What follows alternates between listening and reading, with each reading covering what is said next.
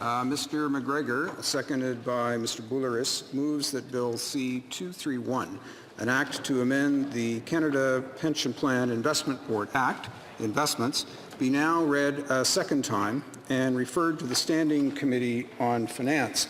Debate, the Honourable Member for Cowichan, Malahat, Langford. Thank you so much, Mr. Speaker. It is indeed a great and rare honor to be able to stand in the House of Commons to sponsor and present a piece of legislation for my colleagues to consider. And I hope that between now and March of next year, when we will likely come to a vote, I can convince more than a few of my colleagues that this bill has merit and deserves to go to committee. Today, I am pleased to kick off the debate on Bill C-231, an act to amend the Canada Pension Plan Investment Board Act. The behavior of corporations around the world is coming under increasing scrutiny as more and more people are demanding action. Here in Canada, we have also acknowledged the problem, most notably when the Liberal government decided to establish an ombudsperson for responsible enterprise, which is supposed to receive and review claims of human rights abuses arising from companies abroad in the mining, oil and gas, and garment sectors. The NDP has long been leaders in demanding more corporate social responsibility, and most recently in the final days of the 42nd Parliament, when the member for New Westminster Burnaby brought his bill C-331, which would have allowed for gross violations of human, labour and environmental rights violations to be brought before a Canadian federal court. The idea behind my bill C-231, namely the questionable investments that are funding bad corporate actors, is one that many people in Canada have been long concerned with. And it led me to further research in order to put the Canada Pension Plan's investments under closer scrutiny. The Canada Pension Plan is an important pillar of our country's retirement system. Every year, millions of Canadians pay into the plan, which provides retirement, disability, survivor, and death benefits to millions more. It is a sacred contract in recognizing years of hard work. Managing the careful balance between beneficiaries and contributors requires due diligence to the CPP fund, which is governed by the Canada Pension Plan Investment Board. Through their careful investing strategy, the CPP fund is now valued at over $400 billion and is one of the largest pension funds in the world. I also want to note that the members of the CPP Investment Board have reached out to me over the last couple of years about my proposed legislation and to talk about their policy on responsible investing, which, and I quote, aspires to integrate environmental, social, and governance factors into investment management processes. However, the document goes on to state that the investment board does not, and I quote, screen stocks or eliminate investments based on ESG factors. This is the crux of the matter. Nowhere in the act that governs the CPP-IB is there any mention of ESG factors or ethical business practices. There is no mention of human rights, labor rights, or environmental rights. All we are left with is a policy which itself admits that ESG factors, while a strong guideline, are non-binding in its investment decisions. The overriding duty of the investment board is to maximize investment returns without undue risk of loss.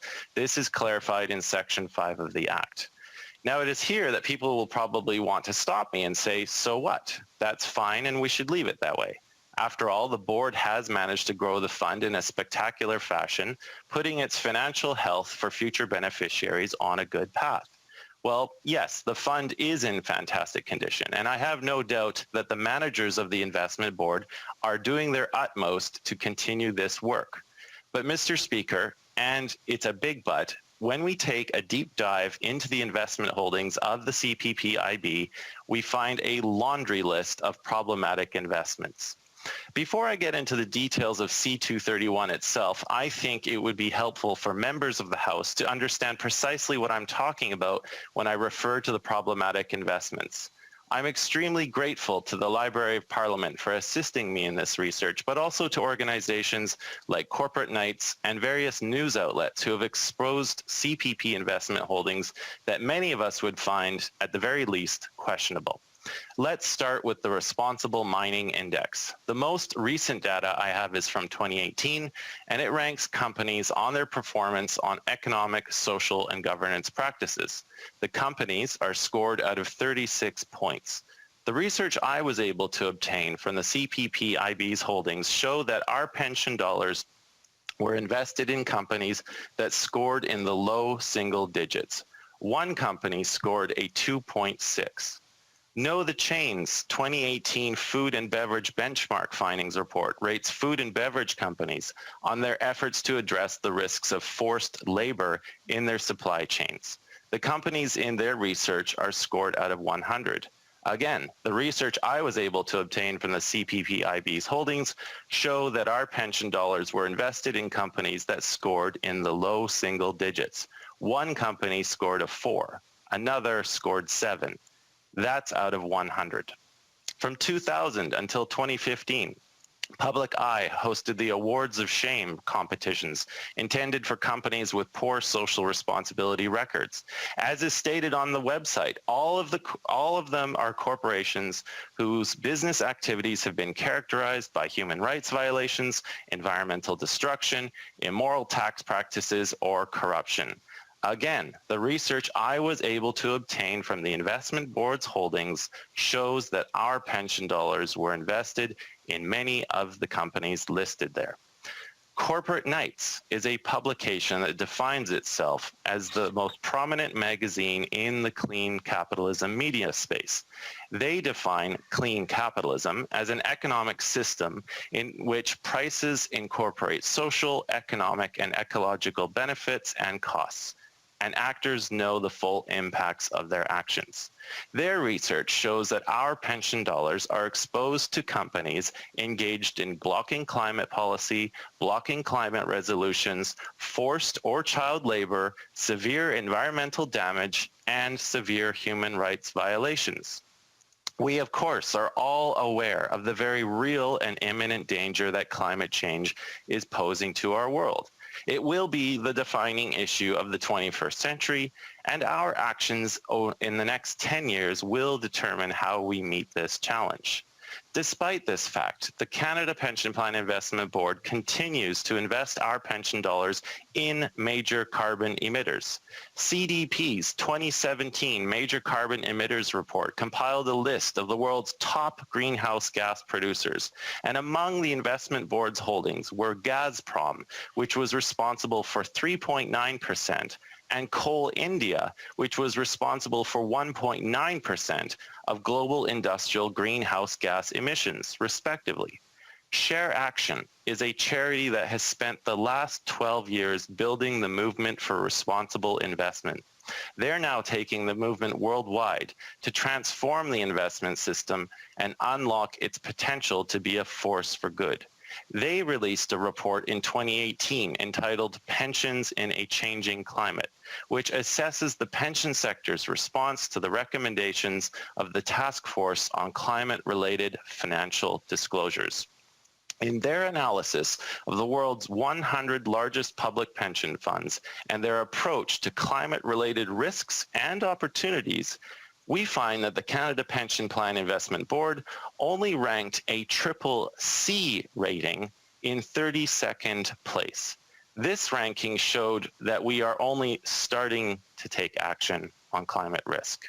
As they stated in their report, large global pension funds have a responsibility to manage their funds in the long-term interests of their members and beneficiaries, which includes building appropriate responses to climate change as a material investment risk. There have also been news stories over the last couple of years showing the Canada Pension Plan Investment Board invested in private American prison companies which were operating migrant detention camps along the US-Mexico border. So, Mr. Speaker, I could go on and on with even more examples of problematic investments. It certainly is a laundry list, but I must be mindful of the time. What is clear is that the Canada Pension Plan Investment Board's policy on responsible investing has not prevented them from investing our public pension dollars in companies with extremely poor corporate social responsibility records. Bill C-231 steps in to amend Section 35 of the Act by providing that the investment policies, standards, and procedures take into account environmental, social, and governance factors, and that our investments cannot be held in an entity if there are reasons to believe it has performed acts or carried out work contrary to ethical business practices, including the commission of human, labor, and environmental rights violations. The bill also provides for no investment being allowed in a company that produces arms or munitions of war that are prohibited under international law, or in any company directing acts of corruption. It is important to note that nothing in my bill will change the mandate of the Canada Pension Plan Investment Board, which is to maximize investment returns without undue risk of loss. My bill also does not change the fact that the investment decisions are left in the hands of the investment board, and that it is up to them through the existing Section 51 of the Act to explain how their investments were in accordance with the Act in their annual report to Parliament.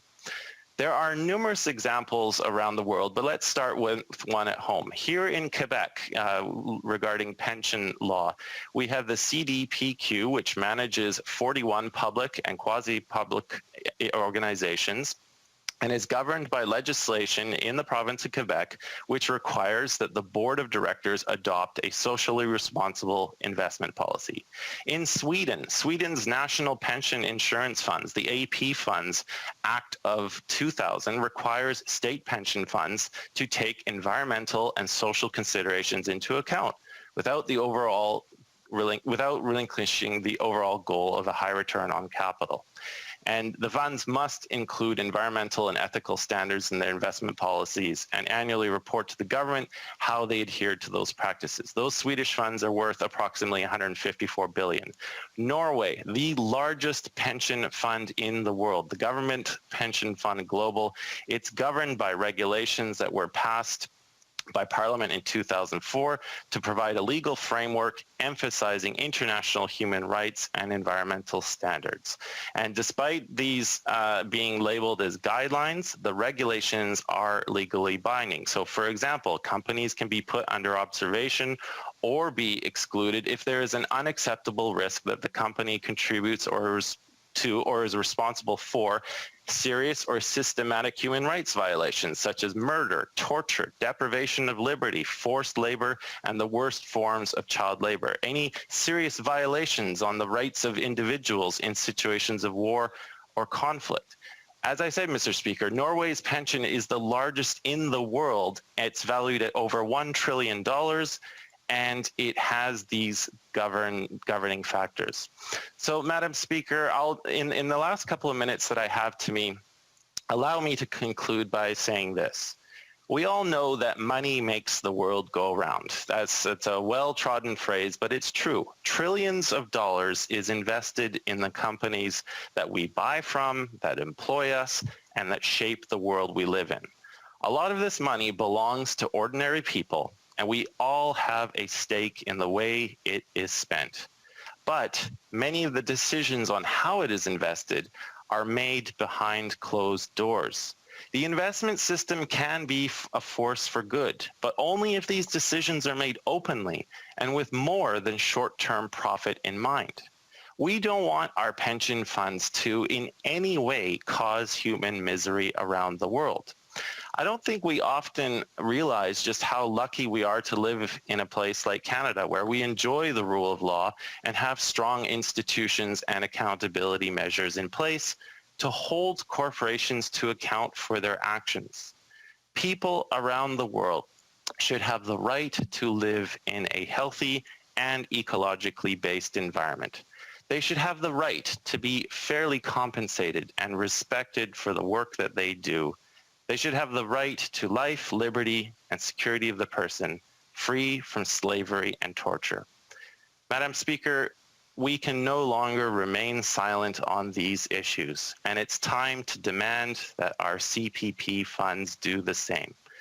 I thank you for listening to this speech. I hope my colleagues will give their utmost consideration to the bill before them, and I conclude by looking forward to any questions that my colleagues may have. Thank you.